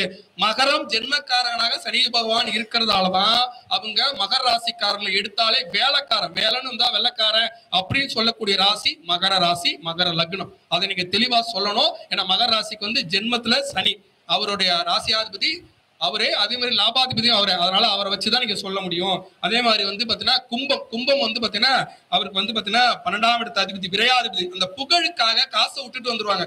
நீ சூப்பரா வேலை செஞ்ச, உனக்கு சம்பளத்தால கொடுக்க முடியல, எங்க கம்மியா கொடுத்துறா வாங்கிட்டு வந்துருவாங்க. அதே மகராசிக்காரனா சண்டை போடுவாங்க. அதனால புகழ்ந்து அந்த புகழ்ச்சியின் காரணமாக விரைமாக்கிடுவாரு. அதனால வந்து பாத்தீங்கன்னா இந்த மகர கும்ப ராசிக்காரர்களுக்கும் கும்ப லக்னக்காரர்களுக்கும் அதே மாதிரி தான் அமையும். அதே மாதிரி அவருக்கு விரையாதிபதியும் அவரே, கும்ப லக்னத்துக்கு விரையாதிபதியும் அவரே, லாபாதிபதியும் அவரே. அதே மாதிரி மீனத்தை பொறுத்த வரைக்கும் பாத்தீங்கன்னா மீனத்துக்கு லாபாதிபதியும் அவரே, விரையாதிபதியும் அவரே. மீனத்துக்கு 11ஆம் அதிபதியும் அவரே, விரையாதிபதியும் அவரே. அதை வைத்து நீங்க பலன் சொல்லணும் அப்படின்றத புரிந்து கொள்ளணும். அதே மாதிரி வந்து பாத்தீங்கன்னா இந்த சனீஸ்வர பகவான், இப்ப நீங்க சனீஸ்வர பகவான் சுலோகத்தை எடுத்துட்டீங்கன்னு வச்சுக்கோங்களேன். சங்கடம் தீர்க்கும் சனி பகவானே மங்களம் பங்க மனைவி தருவாய், சச்சரவென்றி சாகா நெறியில் இச்சகம் வாழ இன்னருள் தாதா அப்படின்றது. தாதாங்கிற சொல் யாருக்கு சொந்தம் என்றால் சனீஸ்வர பகவானுக்கு மட்டுமே சொந்தம். அவர் உங்கள்கிட்ட தாதாவா நடந்துக்கிறதும் தாத்தான்னு நீங்க கேட்க கேட்க உங்களுக்கு வளத்தை அள்ளி தருவதும் உங்களுடைய நடைமுறையை பொறுத்து இருக்கு. நீதிக்கு கட்டுப்பட்டு மனிதாபிமானோட நடந்துக்கிட்டீங்கன்னா அவர் வந்து நிறைய தந்துட்டு போவாரு. நீங்க நீதிக்கு கட்டுப்படாமல் அநீதியாக நடந்துகிட்டு மனிதாபிமானம் இல்லாமல் நடந்துகிட்டீங்கன்னா அவரு தாராவாத்தான் நடந்துக்குவாரு அப்படின்றத நீங்க தெளிவாக புரிந்து கொள்ளணும். அதே மாதிரி வந்து பாத்தீங்கன்னா சனீஸ்வர பகவானுடைய நீச்ச தொழில், ஒருத்தருடைய ஜாதகத்துல நீங்க வந்து பாத்தீங்கன்னா சனீஸ்வர பகவான் வந்து எங்கேயோ நீச்சமா போயிட்டாரு, நீச்ச தொழில். அப்ப நீச்ச தொழில செய்யலாம் அப்படின்னு சொன்னா அங்க வந்து பாத்தீங்கன்னா குரு பகவான் நல்லா இருந்து நீச்ச தொழில செய்ய மாட்டேன் அப்படின்னு சொல்லுவாங்க. ஆனா வேற வழி இல்ல. அவங்கள நீங்க என்ன பண்ணா, நீ டாஸ்மார்க்ல வேலைக்கு போயிடு, அது அங்கீகரிக்கப்பட்ட தொழில். டாஸ்மார்க்ன்றது இப்ப கவர்மெண்டே நடத்துது, அதுல நீ வேலைக்கு போயிடுன்னு சொல்லிடணும். இல்லையா, என்கிட்ட வந்தாங்க நீச்ச தொழில் தான் நீ செய்யணும் அப்படின்னா நான் போய் சாராயமா காய்ச்ச முடியுமா சாமி அப்படின்றாங்க. நீ சாராயெல்லாம் காய்ச்சவனா ஒரு பார் எடுத்து நடத்து, இப்ப லைசன்ஸ் வாங்கி ஒரு பார் எடுத்து நடத்து அப்படின்னா பார் எடுத்து நடத்துறாப்புல நல்லா இருக்காப்புல. அப்ப வேற வழி இல்லை. அவங்க காரகன் அவர் வந்து சனீஸ்வர பகவான் தொழிலை கொடுக்குறாரு. நீட்சாதிபதியா இருந்த தொழிலை கொடுக்கும் போது அவங்களுக்கு அதை தான் நம்ம சொல்ல முடியும். அதை நீங்க புரிந்து கொள்ளணும். அதே மாதிரி எலும்பு காரகன், இந்த எலும்பு காரகன் யார் அப்படின்னா சனீஸ்வர பகவான். அப்ப அந்த 7.5 வந்துட்டாலோ, அஷ்டமத்து சனி வந்துட்டாலோ, கஷ்டமான சனிகாலம் வந்துட்டாலோ ஃபர்ஸ்ட் எலும்பை தான் முறிச்சு விடுவாரு. அது காலுக்கு கால்ல தான் அடிபட வைப்பார் அதிகமா. அதுக்கப்புறம் கையில அடிபட வைப்பார். ஒரு மருத்துவருக்கு நான் ஜாதகம் பார்த்தேன், அவர் மெடிக்கல் காலேஜோட MD. அவருக்கு நான் ஜாதகம் பார்க்கும்போது பாத்தீங்கன்னா அவருக்கு வந்து சனீஸ்வர பகவான் உச்சம், சனீஸ்வர பகவான் உச்சம் நல்லா இருக்கு. அதே சமயத்துல அவங்க மனைவி வந்து பாத்தீங்கன்னா இவர் ஒரு ஆர்த்தோ டாக்டர், அவங்க மனைவி வந்து மருத்துவர், அவர் வந்து மகப்பேறு மருத்துவர். அவங்க மகப்பேறு மருத்துவரா இருக்கிறதால இவங்களுக்கு வந்து எலும்புருக்கி நோய் இருக்கு. யாருக்கு? அந்த அம்மாவுக்கு எலும்புருக்கி நோய் இருக்கு. இவருக்கு வந்து பாத்தீங்கன்னா அந்த எலும்பு பலமா இருக்கு, சனி பலமா இருக்கு. இங்க பலவீனமா போச்சு. நான் அவங்களுக்கு சொன்னது என்னன்னா செகண்ட் ஹனிமூன் மாதிரி எங்கேயாவது ஒரு தேசத்துல போய் ஒரு 10 நாள் இருந்துட்டு வாங்க அப்படின்னு சொன்னேன் 56 வயசுல. காரணம் என்னன்னா இவருடைய ரத்தம் அந்த அம்மாவுக்கு பாய்ந்தாலே இந்த நோயானது குணப்படும். ஏன்னா ஃபுல்லா சனி பலமானது அங்க அதிகமா இருக்கு, இவங்களுக்கு சனி பலமே இல்லை. சனி என்பது எலும்புக்காரகன், கால்சியம் சத்தோடைய அதிபதி சனீஸ்வர பகவான் தான். அதை நீங்க தெளிவாக புரிந்து கொள்ளணும். அதே மாதிரி வந்து பாத்தீங்கன்னா ஊனத்தை கொடுப்பவன் சனீஸ்வர பகவான் தான். அதனால சனி பகவான் வந்து நீங்க அதை எடுக்கும் போது தெளிவாக புரிந்து கொள்ளணும். அதே மாதிரி வனத்துறை, இந்த வனத்துறை இப்ப வந்து ஒருத்தவங்க ஊட்டியில வாழ்றாங்க அப்படின்னா அவங்க ஜாதகத்தை எடுத்தீங்கன்னா கண்டிப்பாக சனி பலம் ஏதாவது ஒரு இடத்துல இருக்கும். இப்போ ஒரு மீனவனாக இருக்காங்கன்னா அவங்களுக்கு நீர் பலம், சந்திர பலம் இருக்கும். இப்ப வந்து பாத்தீங்கன்னா இந்த திமுகவோட அமைச்சர் ஆர் ராசா இருந்தாங்க இல்லையா, அவர் வந்து முதல்ல பாத்தீங்கன்னா வனத்துறை அமைச்சராக இருந்தார், மத்திய வனத்துறை அமைச்சராக இருந்தார். இப்போ வந்து பாத்தீங்கன்னா ஊட்டியில தான் நிக்கிறாரு, ஊட்டியில தான் MP ஆகிறார். காரணம் என்ன? அவரோட ஜாதகத்துல சனி பலம் இருக்கும். அப்ப சனிக்காரகன் ஒருத்தங்களுக்கு நான் என்ன சொன்னேன், இவங்க சனி பலமே இல்ல, அவங்க வந்து ஊட்டியில ஒரு 6 கோடி ரூபாய்க்கு பங்களா கட்டிட்டாங்க, நான் அந்த பங்களாவில் நீங்க வாழ முடியாது அப்படின்னு சொல்லிட்டேன். அவங்க இப்ப போய் ஆப்பிரிக்கால வாழ்றாங்க. ஒரு வருஷம் கழிச்சு எனக்கு போன் பண்றாங்க, ஆமா சாமி நீங்க சொன்ன மாதிரி என்னால அந்த ஊர்ல வாழ முடியல, நான் பங்களா வாடகைக்கு விட்டுட்டேன், பொட்டானிக்கல் கார்டன் பக்கத்துல தான் அவங்க பங்களா வாடகை விட்டா, நான் இப்போ வந்து பாத்தீங்கன்னா ஆப்பிரிக்காவில் இருக்கேன் அப்படின்னு சொல்லி இது வாட்ஸ்அப்ல பேசுறாங்க. காரணம் என்னன்னா, அந்த சனிபலம் இல்லாதவர்களால ஊட்டி மாதிரி தேசத்துல வாழ முடியாது. காட்டின் நாயகன் சனீஸ்வர பகவான் அப்படின்றத புரிந்து கொள்ளணும். அதே மாதிரி எல்லாரும் வந்து பாத்தீங்கன்னா வீரப்பனை நான் வந்து இந்த ஃபோர்ஸ் மூலியமா அடிச்சுட்டேன், அந்த ஃபோர்ஸ் மூலியமா அடிச்சுட்டேன் அப்படின்றது அவங்க கணக்கு. இப்ப இந்த ஃபோர்ஸ் மூலியமா அடிச்சுட்டேங்கிறது போலீஸ்காரங்களோட கணக்கு. ஆனா ஜோதிடரா என்னுடைய கணக்கு என்னன்னா, வீரப்பனை அடித்தது, வீரப்பனை வாழ வைத்தது எல்லாமே சனீஸ்வர பகவான் தான். எப்படின்னா, வீரப்பன் ஜாதகத்துல கண்டிப்பா சனீஸ்வர பகவான் ரொம்ப உச்சமா இருப்பார். அதனாலதான் காட்டின் நாயகனாக இருந்தார். அப்ப அவருக்கு ஒரு முடிவு காலம் வருது. இவர் என்ன காட்டின் நாயகனா இருந்துட்டாரு, நிறைய பண்ணிட்டாரு, அதுல தர்மத்தின் படி நடந்தாரு அப்படின்றது அவர் சொல்ற மதம். ஆனா அதர்மத்து படியும் சில நேரம் நடந்துக்க மாதிரி வருது. ஏன்னா ஒரு மனிதனையோ ஒரு மிருகத்தையோ கொல்லும் உரிமை எந்த ஒரு உயிரினத்திற்கும் இல்லை. அதை அவர் செஞ்சிருக்காரு, அதை பற்றி விமர்சிக்க கூடாது. ஆனா அவர் மரணத்தை எப்படி நிகழ்த்தி காட்டினார் அப்படின்னா, அவருக்கு வந்து மீசனா ரொம்ப பிடிக்கும். அந்த மீசை என்ன பண்றாருன்னா டை போடுவார். இந்த டை போடும்போது இந்த டைல ஒரு துளி கருப்பு மை வந்து கண்ணுல பட்டுருச்சு. கருப்பு மையாக சனீஸ்வர பகவான் கண்ணில் பட்டு கண்ணை வீணாக்கிட்டாரு. அப்ப அந்த கண்ணுக்கு வைத்தியம் பண்றதுக்காக அவரை வந்து பிளான் பண்ணி வெளியே கூட்டு வந்து விஷம் வச்சு சுட்டுக்கணும்னு கணக்கு காட்டிட்டாங்க. இதுதான் உண்மை. இதை நீங்க தெளிவாக புரிந்து கொள்ள. சனி எப்படி விளையாடுவார் அப்படின்றது இது ஒரு சின்ன உதாரணம். சனி எப்படி விளையாடுவார், அதே மாதிரி வந்து பாத்தீங்கன்னா, நீ தர்மத்துப்படி நடந்துட்டீங்கன்னா ஒரு பிரச்சனையும் இல்ல. அதை விட்டு அதர்மத்துப்படி போனீங்கன்னா சனீஸ்வர பகவான் எங்கதான் ஆப்போ போற தெரியாது, முடிச்சுட்டுருவாரு. அதே மாதிரி செவ்வாய் ஆடக்கூடிய ஆட்டத்தை முழுமையாக முடிக்கக்கூடிய திறன் சனீஸ்வர பகவானுக்கு மட்டுமே உண்டு. அதே மாதிரி வந்து பாத்தீங்கன்னா, ஒருத்தர் வந்து பெருமாளுக்கு விரதம் இருக்கிறார் சனிக்கிழமையில. சனிக்கிழமை திங்கக்கிழமை விரதம் இருந்தா சந்திரனுக்கு, செவ்வாய்க்கிழமை விரதம் இருந்தா வந்து செவ்வாய்க்கு, அப்ப சனிக்கிழமை விரதம் இருந்தா எனக்கு தானே, நீ எப்படி வந்து சனிக்கிழமை பெருமாளுக்கு விரதம் இருக்க அப்படின்னு சண்டைக்கு போறாரு. பெருமாள் என்ன சொல்றீங்க, அவன் ஏதோ பாவண்டா, என் மேல உள்ள ஆசாபாசத்துல எனக்கு விரதம் இருக்கான், விட்டுறேன்டா. அது எப்படி நான் விடுவேன், விடமாட்டேன், அதுக்கு வழி சொல்லு அப்படின்னு இந்த பஞ்சாயத்து சிவனுக்கிட்ட போகுது. சிவனுக்கிட்ட போகும்போது அவர் என்ன சொல்றாரு, சரிடா அவன் விரதம் இருந்துட்டான், இப்ப நான் என்ன பண்ணணும், எனக்கு விரத பலன் வரணும். அதனால எந்த ஒரு விரதம் எடுத்தாலும் மதியம் உச்சி வேலை 12 மணிக்குள்ள நீங்க விரதத்தை முடிச்சுக்கிட்டீங்கன்னா அந்த விரத பலன் அந்த கிரகத்திற்கு போகும். 12 மணிக்கு மேல விரதம் முடிச்சீங்கன்னா அந்த விரத பலன் சனீஸ்வர பகவானுக்கே சென்று சேரும் அப்படின்றதா நிதர்சனமான அந்த வாக்கை சிவபெருமான் வந்து சனீஸ்வர பகவானுக்கு வழங்கினார் அப்படின்றதா உண்மை. அதே மாதிரி வந்து பாத்தீங்கன்னா, இப்ப நீங்க ஒரு மனுஷன் இப்ப லட்சாதிபதினு சொல்றோம், ஒரு மனுஷனை எப்ப வந்து ஈஸ்வர பட்டம் நம்ம கொடுப்போம், ஒரு மனுஷனுக்கு ஈஸ்வர பட்டம் எப்ப கொடுப்போம், அந்த ஈஸ்வர பட்டத்தை கொடுப்பது 9 கோள்களில் 9 கிரகத்தில் சனீஸ்வர பட்டத்தை ஈஸ்வர பட்டத்தை வச்சிருக்கக்கூடிய சனீஸ்வர பகவான் தான். சனீஸ்வர பகவான் நல்லா இல்லாம ஒருத்தன் வந்து ஈஸ்வர பட்டம் வாங்க முடியாது. எப்படி கோடி ரூபாய் சம்பாதிக்கிற அப்பதான் உனக்கு ஈஸ்வர பட்டம் கொடுக்கிறார் சனீஸ்வர பகவான். கோடீஸ்வரன் அப்படின்ற ஈஸ்வர பட்டத்தை சனீஸ்வர பகவான் வாங்கி சிவபெருமான் இருந்து உனக்கு வாங்கி கொடுக்குறாருன்னா, எப்படி கோடி ரூபாய் சம்பாதிக்கிறியோ அப்பதான் வந்து பாத்தீங்கன்னா அந்த கோடீஸ்வரன்ற பட்டத்தையே கொடுக்குறாரு. அது முறையா வந்துச்சுன்னா முறையா கொடுப்பார், அநீதியா வந்துச்சுன்னா அதுக்குரிய பனிஷ்மெண்ட்டையும் அவர் கொடுப்பார். அதே மாதிரி சனி பாதிப்புல இருந்து நான் வெளியே வரணும், அதுக்கு என்னதான் பரிகாரம் அப்படின்னா ஒரே பரிகாரம் தான். சனீஸ்வர பகவானுக்கு வந்து பாத்தீங்கன்னா தானம் தான் ரொம்ப பிடிக்கும். நீ எங்கெல்லாம் தானம் செய்யறியோ அங்கெல்லாம் சனீஸ்வர பகவானை நீ கட்டுப்படுத்தலாம். தானம் செய்யாம நீ பாட்டுக்கு ஏதாவது பண்ற, நான் சனி கோயிலுக்கு போறேன், அந்த போறேன், இங்க போறேன், அது எல்லாம் சும்மா எடுத்துக்க முடியாது. அப்ப அன்னதானம், கண்தானம், ரத்த தானம், ஆடை தானம், அதே மாதிரி வந்து பாத்தீங்கன்னா இந்த மாதிரி தானங்கள் மட்டுமே சனீஸ்வர பகவானை கட்டுப்படுத்தும்.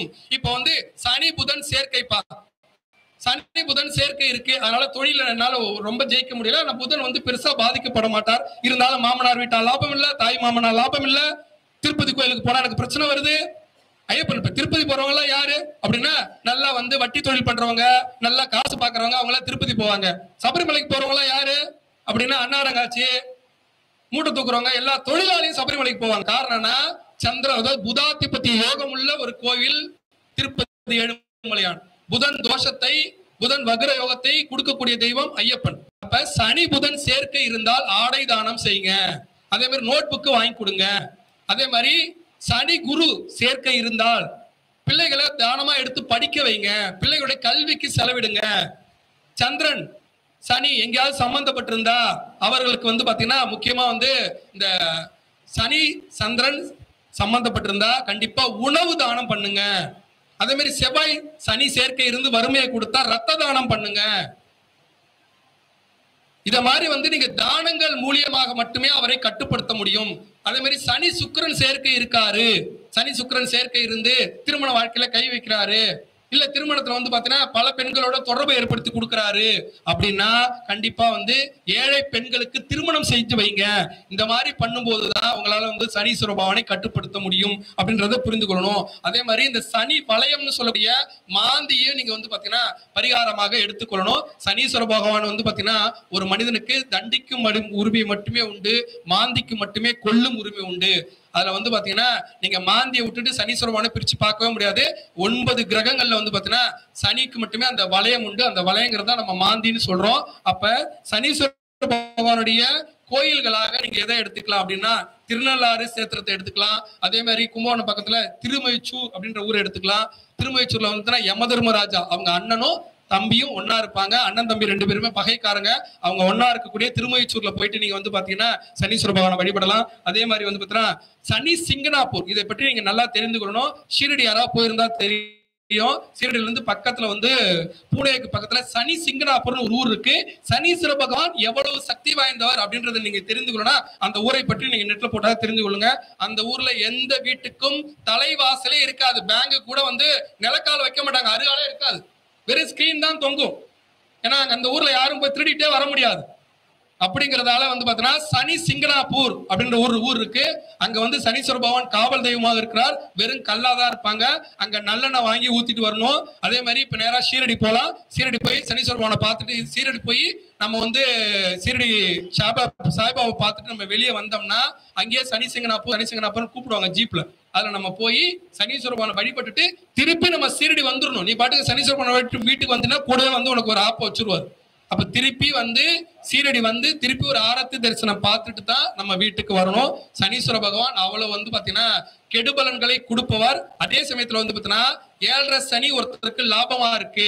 அவங்க ஜனஜாதகத்துல சனி வக்ரமா இருக்குன்னா 7.5 சனி அவங்களுக்கு வக்ர காலத்தில் லாபத்தை தரும் அப்படின்றது நீங்க சொல்லணும். இப்ப இன்னைக்கு ஜாதகத்தை எடுக்கிறீங்கன்னா அவருக்கு சனி அஸ்தமனம் ஆயிருக்காரா, அப்ப ஒவ்வொரு முறையும் 2.5 வருஷம் பேர்றாரு அப்படின்றத நம்ம சொல்றோம் இல்லையா. அந்த 2.5 வருஷத்துல சனி அஸ்தமன காலம்னு இருக்கும். நீங்க பஞ்சாங்கத்துல பாத்தீங்கன்னா சனி அஸ்தமன காலம்னு இருக்கும், சனி வக்ர காலம் இருக்கும். இப்ப கூட பாத்தீங்கன்னா ஜூன் 17 இருந்து அக்டோபர் 17 வரைக்கும் சனி வக்ர காலம் வருது. இந்த சனி வக்ர காலம் மோடிக்கு ஃபேவர் அப்படின்னு நான் சொல்லியிருப்பேன். அதே மாதிரி எடப்பாடி ஐயாவுக்கு ஃபேவர். இப்ப ஸ்டாலின் ஐயாவுக்கு உதயநிதிக்கெல்லாம் இப்ப ஃபேவரா இருந்தாலும் ஜூன் 17 இருந்து அக்டோபர் 17 வரைக்கும் அவங்களுக்கு ஃபேவரா இருக்காது. இப்ப ஃபேவரா இல்லாத எடப்பாடி ஐயாவுக்கு, அதே மாதிரி பாத்தீங்கன்னா மோடி ஐயாவுக்கு அவங்களுக்கு எல்லாம் பாத்தீங்கன்னா இப்ப இந்த சனி வக்ர காலத்துல இப்ப ஜொலிக்கிறவங்களுக்கு அப்ப ஜொலிக்க மாட்டாங்க அப்படின்றத நீங்க தெளிவா புரிஞ்சுக்கணும். சனி வக்ர காலம் அப்படிங்கறத தெளிவா சொல்லணும். அந்த சனி வக்ரத்துல பாத்தீங்கன்னா பல்வேறு ஆளுங்களுக்கு சனி வக்ர யோகத்தை கொடுக்கும் அப்படின்றது நீங்க சொல்லணும். அப்ப 7.5 சனி எல்லாருக்கும் கெடுக்காது. 7.5 சனியில பாத்தீங்கன்னா ஒரு உதாரணம் சொல்றேன். ஒரு ஹோட்டல்ல ஒரு பையன் வேலை செஞ்சுட்டு இருந்தான். அவன் ஒரு சர்வர். அவனுக்கு நான் 10 ரூபா டிப்ஸ் கொடுத்தா கூட அவன் ஒரு மாதிரி பார்ப்பான். ஒரு மாதிரி பாப்பா ஒரு கில்ட்டியா ஃபீல் பண்ணுவான். அவங்க அப்பா இறந்தவனே அந்த ஒரு சர்வர் தொழிலுக்கு வந்துட்டான். அது ரொம்ப ஃபீல் பண்ணுவான். அவனுக்கு நான் பார்த்துட்டு கை ரேகையை பார்த்து நான் சொன்னேன், கையில இந்த பெருவிரல், இந்த விரல்னு சொல்றோம்ல பெரிய விரல், இது சனீஸ்வரமான விரல். இந்த இடத்த வச்சு நம்ம சொல்லலாம் சனி யோகம் உண்டா இல்லையா நம்ம சொல்லலாம். நம்ம அதை வச்சு நான் சொன்னேன், உனக்கு நல்ல நேரம் இருக்குடா, கண்டிப்பா அடுத்து வரக்கூடிய 2 வருஷத்துல நீ நல்ல நிலைக்கு போயிடுவாரு அப்படின்னு சிரிச்சுட்டே போயிட்டான். 4 வருஷம் கழிச்சு நான் பார்த்து எனக்கு ட்ரெஸ் எல்லாம் எடுத்து சிண்டு பாட்டில் எல்லாம் எடுத்து கொடுத்தான். அதுல என்ன அப்படின்னா நீங்க சொன்ன மாதிரியே எனக்கு ஒருத்தருக்கு ஹெல்ப் பண்ணாங்க. நான் ஃபாரின் போயிட்டேன். ஃபாரின் போய் நல்லா சம்பாரிச்சிட்டேன், வீடு கட்டிட்டேன், அதே மாதிரி நிலம் வாங்கிட்டேன். 7.5 அள்ளி கொடுத்துருவார். எண்ணி கொடுக்கும் தெய்வம் அல்ல சனீஸ்வர பகவான். நாம அதிகமா வணங்க ஜோதிடரா நம்ம அதிகம் வணங்க வேண்டிய தெய்வம். டெய்லி காலையில சனீஸ்வரனோட ஸ்லோகத்தை சொல்லியே தீரணும். ஓம் காகத்வஜாத்மகி கட்ககஸ்தாயதிமிகி தன்னோ அந்த பிரசோதயா அப்படின்னு சனீஸ்வரனோட ஸ்லோகத்தை நம்ம சொல்லியே ஆகணும். காயத்ரி சொல்லி ஆகணும். அவர் தான் நமக்கு தொழிலை கொடுப்பவர். அவர் பிரச்சனையை கொடுக்கலன்னா நமக்கு தொழிலே இல்லை அப்படின்றத நீங்க தெளிவாக புரிந்து கொள்ளணும். அதே மாதிரி சங்கடம் தீர்க்கும் சனி பகவானே மங்களம் பொங்கும் மனவை தருவார். சச்சரவெண்டி சாகா நெறி லிச்சேக வாழ இன்னொரு தாதா. நீங்க அவரை தாதாவா நடத்துறதும் தாத்தான்னு அவர்கிட்ட வாங்கிக்கிறதும் உங்களுடைய அவர் அணுகிற முறையை பொறுத்தது, உங்களுடைய தர்மத்தை பொறுத்தது அப்படின்றத நீங்க தெளிவா புரிந்து கொள்ளணும். அந்த பையன் அதே மாதிரி அந்த 7.5 கொடுத்தாரு. அதை நீங்க அப்ப அந்த 7.5 கொடுத்துட்டா அள்ளி கொடுத்தாரு. ஏன்னா 30 வருஷம் வந்து பாத்தீங்கன்னா நல்ல நிலையில இருந்து கொடுக்க வேண்டியத அந்த 7.5 வருஷத்திலே கொடுத்துருவாரு.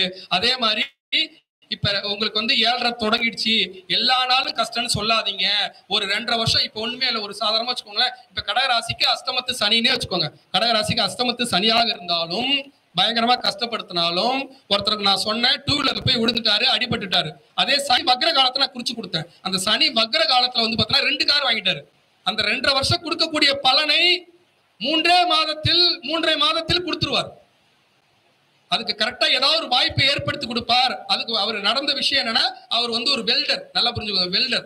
அந்த வெல்டர் என்ன பண்ணார் அப்படின்னா, அவருக்கு ஒரு காலேஜ் கிடைச்சது. காலேஜ்ல எல்லாமே வந்து பாத்தீங்கன்னா அந்த இரும்பு சம்பந்தப்பட்ட அந்த கம்பிகள் போட்டு ஜன்னல் செய்யறது தான். அந்த காலேஜ் ஃபுல்லா இவர் எடுத்து கான்ட்ராக்ட் மாதிரி செஞ்சாரு.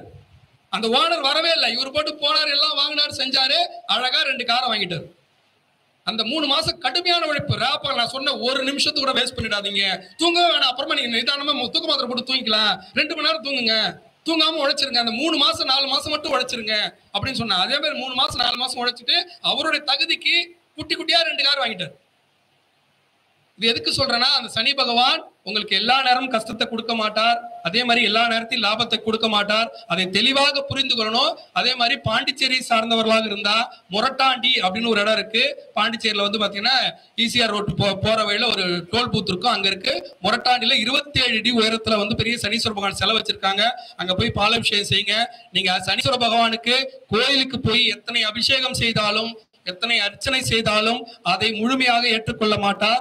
பைரவர் வழிபாடு, இன்னொன்னு வந்து தானம், இது 2மே சனீஸ்வர பகவானை கட்டுப்படுத்தும். அதே மாதிரி சனி வந்து எங்கேயாவது வந்து பாத்தீங்கன்னா காம எண்ணத்தை தூண்டி விட்டு அவருக்கு வந்து பாத்தீங்கன்னா பாலியல் தொந்தரவு கொடுத்திருந்தா, அந்த பாலியல் தொந்தரவு மூலியமா கேஸ் ஏதாவது நடந்திருந்தா, அவங்க சேலம் மாவட்டம், சேலத்துல வந்து பாத்தீங்கன்னா ஆத்தூர் பக்கத்துல இருக்கக்கூடிய ஆரகலூர், அந்த ஆரகலூர்ல போனீங்கன்னா காமநாதீஸ்வரர், அந்த சிவனுக்கு பேரு காமநாதீஸ்வரர். அந்த காமநாதீஸ்வரர் கோயில் இருக்கிற அஷ்டபுஜ காலபைரவர் வணங்க சொல்லுங்க.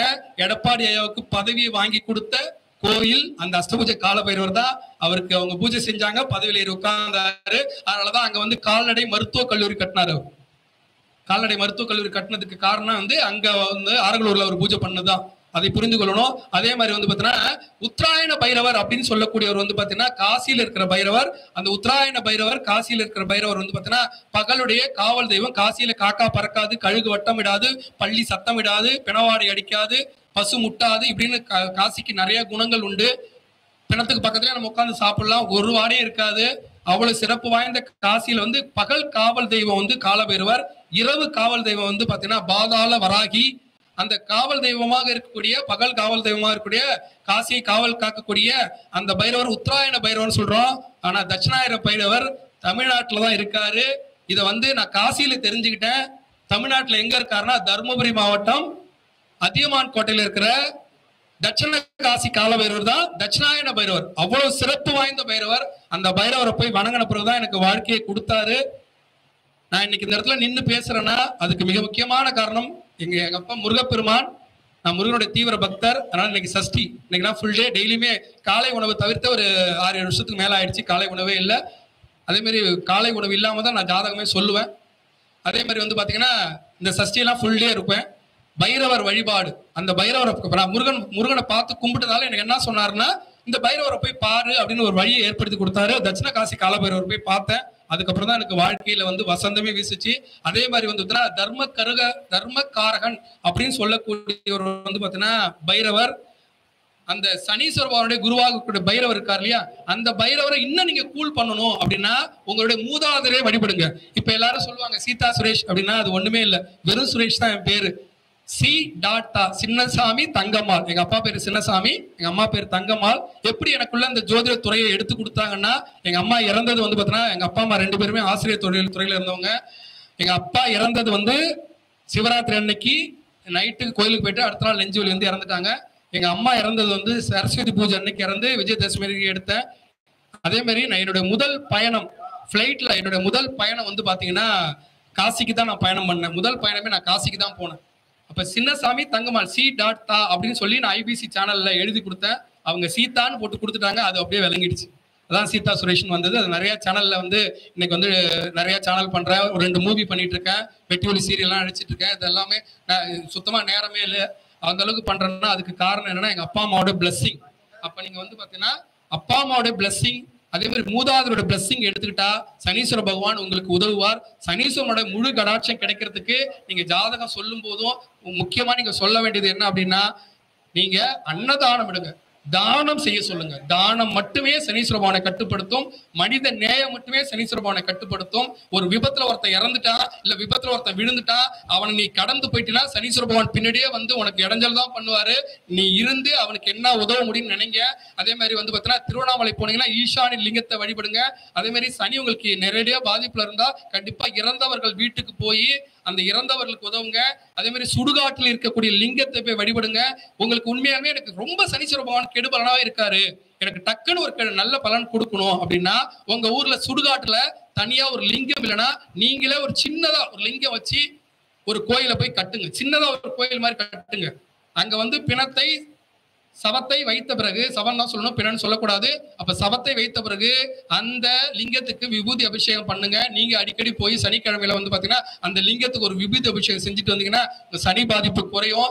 ஈசனை வழிபடுவதன் மூலியமாகவும் தான தர்மத்தின் மூலியமாகவும் மனித நேயத்தின் மூலியமாகவும் மட்டுமே சனீஸ்வர பகவானை கட்டுப்படுத்த முடியும். வேற ஏதாவது உங்களுக்கு சந்தேகம் இருந்தா கேட்கலாம். இன்னும் நிறைய பேசுறதுக்கு பாயிண்ட்ஸ் நிறைய இருக்கு. நேரம் கருதி வந்து நான் இதோடு முடித்துக் கொள்கிறேன். வேற ஏதாவது சந்தேகம் இருந்தா நீங்க கேட்கலாம்.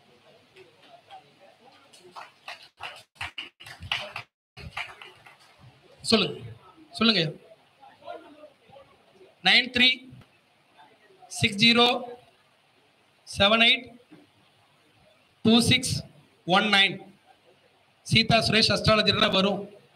நீங்க வந்து யூடியூப்ல போய் சீதா சுரேஷ் அஸ்ட்ராலஜர்னு போட்டீங்கன்னா நிறைய வீடியோஸ் வரும், நிறைய பேசியிருப்பேன். அதே மாதிரி காலையில 3 டிவில வந்து 6:45 பார்க்கலாம். அதுக்கடுத்து வந்து பார்த்தீங்கன்னா வருஷப்பரப்புல இருந்து வந்து பார்த்தீங்கன்னா உங்களுக்கு வானவில் சேனல்லையும் பார்க்கலாம். சீதா சுரேஷ் அஸ்ட்ராலஜர். சரியா? வேற ஏதாவது சந்தேகம் இருந்தா கண்டிப்பா வந்து நீங்க எனக்கு வாட்ஸ்அப்ல சொல்லுங்க. நான் உங்களுக்கு சந்தேகத்தை கண்டிப்பா கேட்பேன். நேரமின்மையா இருக்கிறேன். ஏன்னா நான் ஒவ்வொருத்தருக்கும் ஜாதகம் பார்த்தா எனக்கு கேரளா முறைப்படி, நான் கேரளாவில் படிச்சு காசியில சாதுக்களோட இருந்ததால கையால தான் நோட்டு எழுதி அனுப்புறேன். இரவு தூங்குறதே ஒரு 2 மணி நேரம் 3 மணி நேரம் தான் இருக்கும். விடிய காலம் தான் வந்தேன். வந்து இங்க நெருங்கிய நண்பர் சமீப காலத்துல வந்து பாத்தீங்கன்னா எனக்கு ரொம்ப நெருங்கிய நண்பர்கள் வந்து முகுந்தன் ஐயா, அதுக்கடுத்து பிரகாஷ் சார், அதுக்கடுத்து ராஜா சார், அவங்க வந்து கேட்டாங்க. எனக்கு வந்து உண்மையாலுமே வந்து இப்போ சேனல்ல சொல்றதோ அங்க மேக்கப் போட்டு உட்கார்ந்து இருக்கிறதோ அது வந்து சந்தோஷம் இல்லை. உங்களை பார்த்து உங்களுக்கு உணவு கொடுத்து, புரியுதுங்களா, நீங்க சாப்பிட்டு பார்த்து படிச்சு இந்த கலையை பத்தி தெரிஞ்சுக்கிறது மட்டும்தான் எனக்கு சந்தோஷம். எனக்கு அழுகே வருது. என்னுடைய மிகப்பெரிய சந்தோஷம் அப்படின்னா இங்க வர்றது, உங்களெல்லாம் பாக்குறது. ஏன்னா நான் ரொம்ப கஷ்டப்பட்டு எங்க அப்பா இருக்கும்போது ரொம்ப செல்வாக்கான பிள்ளை, சுத்தமா பேச்சே கேட்காத பிள்ளை. இன்னைக்கு நான் லட்சமா சம்பாதிக்கிறேன். ஆனா எங்க அப்பாவுக்கு நான் கொடுத்து உதவ முடியல. ஆனா எங்க அப்பா இருக்கும்போது எனக்கு எங்க அப்பா தான் பணம் போட்டு விடுவாங்க. இதே இன்னைக்கு எல்லாருக்கும் வழிகாட்டுற இதே புள்ள வந்து பாத்தீங்கன்னா தேட்டரா படம் பார்த்துட்டு ஜாலியா நான் பாட்டு வண்டியில சுத்திட்டு நைட் வந்து பாத்தீங்கன்னா ஒரு செகண்ட் ஷோ படத்துக்கு போயிட்டு வருவேன். எங்க அப்பா வந்து எங்க ஊருக்கு வந்து ஒரு 1.5 கிலோமீட்டர் இருக்கும். அந்த 1.5 கிலோமீட்டர்ல ஒரு கிலோமீட்டருக்கு மேல வந்து சுடுகாட்டு பக்கமா அந்த ஒரு கட்டையில வந்து உட்காந்துருப்பாங்க. நான் ஒரு லவ் பண்ணேன், அதை சேர்த்து வைக்கல, அதனால எனக்கு கோபம். அது வந்து பல்வேறு காரணங்கள், அது பர்சனலா விடுங்க. அந்த கோபத்துல அவரை நான் மதிக்கவே மாட்டேன் அப்படின்றதால வந்து பாத்தீங்கன்னா நான் பாட்டு வேகமா வண்டியில போயிருவேன். பின்னாடியே வருவாங்க, வந்து சாப்பிட்டானா அப்படின்ட்டு என் பெட்ரூம்ல வந்து சாப்பாடு எடுத்து வச்சுட்டு 2 பேரும் அழுதுகிட்டே படுத்துக்குவாங்க. இன்னைக்கு 2 பேருமே இல்லை, நிறைய சம்பாதிக்கிறேன். ஆனா எங்க அப்பா அம்மாவுக்கு கொடுக்க முடியல. ஆனா உங்களை மாதிரி ஆட்கள் மூலியமாக எங்க அப்பா அம்மா நான் பாக்குறேன். உங்களுக்கு செய்யறது மூலியமாக இந்த ஜோதிட கலையை வளர்க்கறதுக்கு நான் நிறைய ட்ரை பண்றேன். நீங்க வந்து உங்க வீட்டுல யாராவது ஏழ்றையான பிள்ளைகள் இருந்தா தயவு செஞ்சு அவங்கள்ட்ட அன்பை மட்டுமே காட்டுங்க. நான் இன்னைக்கு ஜெயிச்சு நிக்கிறேன்னா 19 வருஷம் சனி தசை, அதுல ஏழ்றையாவும் இருந்ததால எங்க அப்பா அம்மா நான் மதிக்கல. அதெல்லாம் பொறுத்து இப்படி ஒரு புள்ள வேணும் அப்படின்னு எங்க அப்பா அம்மா நினைச்சாங்க. எங்க உறவுக்கார ஒருத்தரே இந்த புள்ள வேணாம் கொன்னுடு அப்படின்னே சொன்னாங்க. நான் இதுக்கு தண்ணி அடிக்கிற பழக்கம் இல்லை, எந்த பழக்கமும் இல்லை. ஆனா நம்ம பெரிய குடும்பத்தோடைய பேச்சுமே கேட்காம வேலை கூட போகாம இன்ஜினியர் படிச்சுட்டு இப்படி சுத்திட்டு இருக்கானே அப்படின்னு சொல்லும் போது எங்க அப்பா வந்து நான் இறந்தா பந்தல்ல வேணும் என் புள்ள அப்படின்னு சொன்னாங்க. எங்க அம்மா வந்து சொன்னாங்க. அதனாலதான் நான் இன்னைக்கு நின்று உங்கள்கிட்ட பேசுறேன். நீங்க வந்து 7:30 உங்க கணவர் இருந்தாலும் சரி, பிள்ளைகள் இருந்தாலும் சரி, சனி பாதிப்புல அஷ்டமத்து சனியோ எந்த சனி பாதிப்பில் இருந்தாலும் பிள்ளைகளையோ அவர்களை சார்ந்தவர்களை வெறுத்துறாதீங்க. அவர்கள் மேல அன்பு காட்டுங்க. இங்க அன்பு மட்டுமே அவர்களை திருத்த முடியும். அவங்க அடிச்சாலும் வாங்கிட்டு அவர்களுக்காக நீங்க வந்து போய் நில்லுங்க. அவர்கள் கண்டிப்பா ஒரு காலத்துல சனி பாதிப்பில் உள்ளவர்களை சனி சாதிக்க வைத்தே காட்டுவார். அதுக்கு உதாரணம் நான் தான். அதுக்கு உதாரணம் வேற யாரும் இல்ல, நானே தான். புரியுதுங்களா? இன்னைக்கு வந்து நிறைய சேனல் நான் வரமாட்டேன்னு சொல்றேன். எனக்கு டைம் இல்லைங்க, வர முடியலங்க. நிறைய சேனல்ஸ் கூப்பிட்டு இருக்காங்க, நிறைய யூடியூப் சேனல்ஸ். எனக்கு வந்து நீங்க ஒரு நாள் பேசி கொடுங்க, நல்லா வரும் அப்படின்னு சொல்றாங்க. என்னால போக முடியல. அதுக்கு காரணம் வந்து பாத்தீங்கன்னா, அதுக்கு வந்து இந்த சனீஸ்வர பகவான் தான் காரணம். ஆனா உங்களுக்கு ரெக்வஸ்ட் பண்ணி நான் கேட்கறது விஷயம் என்னன்னா, சனி வந்து ஒருத்தருக்கு பிடிச்சிட்டா அது வந்து யாரை ரொம்ப பாதிக்கும்னா அவர்களை சார்ந்தவர்கள் தான் ரொம்ப பாதிக்கும். இப்ப கணவருக்கு பிடிச்சிச்சுன்னா மனைவி பாடா படுத்திடுவாங்க, பிள்ளைக்கு பிடிச்சுன்னா பெற்றோரை பாடா படுத்திடுவாங்க. ஆனா அது அவங்களுக்கு பிடிச்சிருந்தா நீங்க வந்து பொறுத்து அவங்க மேல அன்பு செலுத்தி அவங்களை நீங்க நல்வழிப்படுத்தி அவங்களுக்காக கோயில் குளம் நீங்க போங்க. அதை கண்டிப்பா இறைவன் ஏற்றுக்கொள்வார். அவங்கள போய் சரி பண்ணும் போது கண்டிப்பா என்ன மாதிரி வந்து பாத்தீங்கன்னா, இது நான் வந்து இப்ப வந்து நான் இங்க நிக்கிறேன், இதை விட பெரிய இடத்துல நல்லா சாதித்து காட்டக்கூடிய இடத்துல உங்க பிள்ளைகளோ உங்க கணவரோ உங்க மனைவியோ எல்லாருமே வந்து சகோதரன் சகோதரிகளோ கண்டிப்பா சனி பாதிப்புல இருந்தா எதிர்காலத்துல அவங்க கண்டிப்பா ஒரு நல்ல பலமான இடத்துக்கு வந்துட சனீஸ்வர பகவான் உதவுவார். அவங்க கஷ்டப்படும் போது கை கொடுங்க, தானம் பண்ணுங்க, அவர்களுக்காக இறைவனோட பிரார்த்தனை பண்ணுங்க, அவர்களுக்காக பிரதோஷ விரதம் இருந்துங்க. இந்த முக்கியமான ஒரு பதிவு 6/4/2024 வரக்கூடிய சனிக்கிழமை சனி பிரதோஷம். சனி பிரதோஷ விரதம் இருக்கும்போது சனி பாதிப்பானது முழுமையா குறைஞ்சிரும். சனி பிரதோஷம் இந்த வருஷத்துல 3 முறை வருது. அது தனியா வந்து ஒரு பதிவாவே நான் போட்டிருக்கேன், மைண்ட் வாய்ஸ்னு ஒரு சேனல்ல. புரியுங்களா? அந்த நீங்க வந்து என்னுடைய யூடியூப் சேனல், எனக்குன்னு தனியா யூடியூப் சேனல் நான் என்ன வைக்கல. அதெல்லாம் ஃபீச்சர்ஸ்ல தான் பண்ணணும். இப்போ நான் அந்த ஐடியா இல்லை. ஆனா வந்து சீதா சுரேஷ் அஸ்ட்ராலஜர் நீங்க போட்டீங்கன்னா அதுல வந்து என்னுடைய பதிவுகள் எல்லாம் வரும். அதுல வந்து பாத்தீங்கன்னா கிரிவலம் போறது என்ன, கிரிவலம் போறதுடைய சிறப்பு என்ன, அதே மாதிரி வந்து இந்த சனி பிரதோஷம்னா என்ன, இது மாதிரி நிறைய தகவல்களை நான் சொல்லிட்டே இருக்கேன். அது எல்லாமே நீங்க பயன்பெறுறதோடு இல்லாம உங்களை சார்ந்தவர்களுக்கு வழிகாட்டுங்க. இந்த தொழில் இறை தொழில். கோயில் இல்லா ஊரில் குடியிருக்க வேண்டாம் அப்படின்னு சொல்லுவாங்க.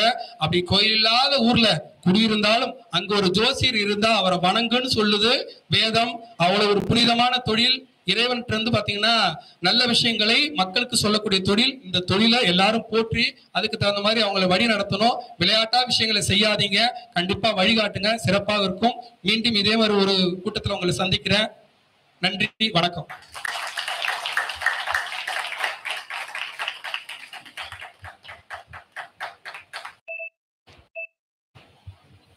ஐயா அவர்கள் சனி பகவானின் சிறப்புகள் பற்றி மிகவும் அற்புதமாகவும்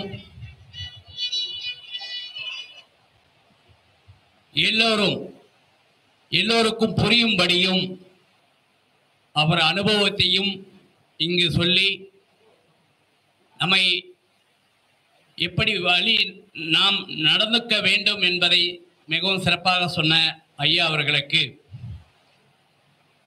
என்ன அப்படின்னு கேட்டீங்கன்னா, ஒருத்தர் கஷ்டப்பட்டவருக்கு தான் அது வழியை தெரியும் அப்படிம்பாங்க.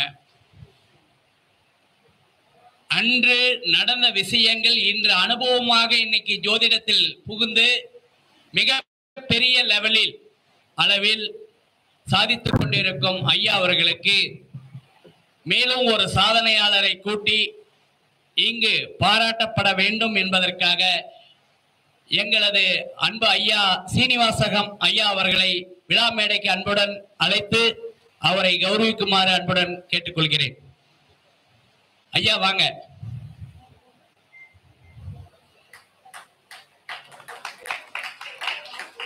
அதே போல தங்க மாரியப்பன் பேருக்கு தகுந்தாப்புலயே அவர் பேர்லயும் தங்கம் இருக்கு. அவர் மனசு அது போல தங்கம். ஐயா அவர்களுக்கு நான் ஒரு சிறப்பு செய்யணும் அப்படின்னு சொல்லிட்டு நம்ம அகிலா படம் கொண்டு வந்திருக்கிறாங்க. ஐயா அவர்களுக்கு கொடுத்திருக்கிறாங்க.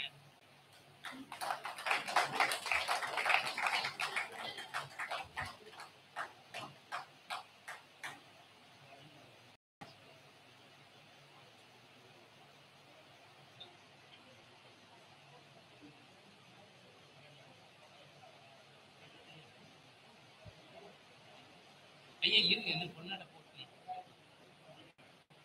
அங்க அங்க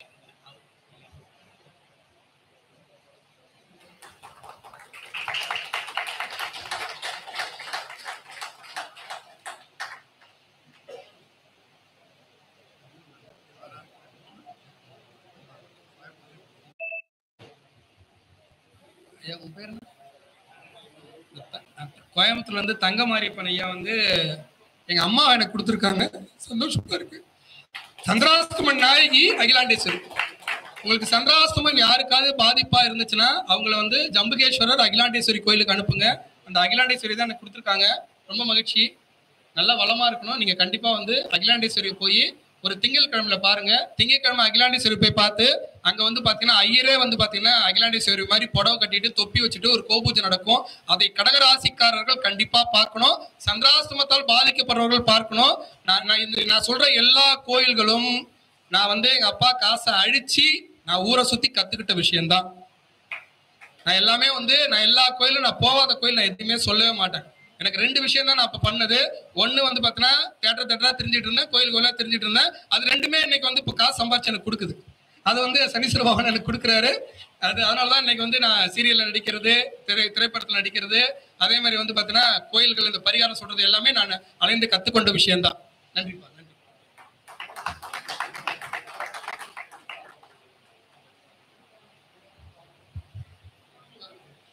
மிகவும் சிறப்புங்க ஐயா.